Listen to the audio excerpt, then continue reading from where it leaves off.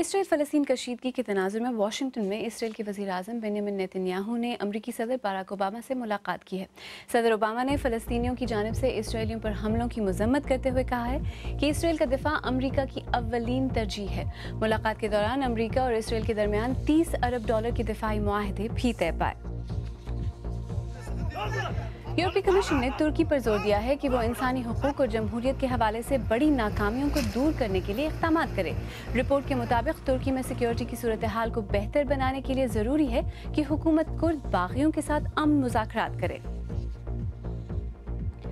बरतानी वज़ीर-ए-आज़म David Cameron ने बरतानिया की EU रुकनियत के बारे में कौमी रेफरेंडम से पहले यूरोपीय यूनियन में इस्लाहात के लिए 4 अहम मुतालबात वाज़ेह किए हैं।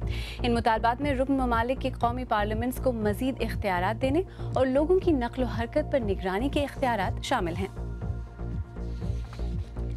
और यमन के जजीरे सकूतरा में समंदरी तूफान से 4 अफराद हलाक हो गए हैं। इस तूफान ने बड़े पैमाने पर तबाही मचाई है, जिसकी वजह से हजारों अफराद अपने घर बार छोड़ने पर मजबूर हो गए हैं। खलीज अदन में अमूमन समंदरी तूफान नहीं आते, लेकिन सिर्फ एक हफ्ते के बाद ये दूसरा तूफान है।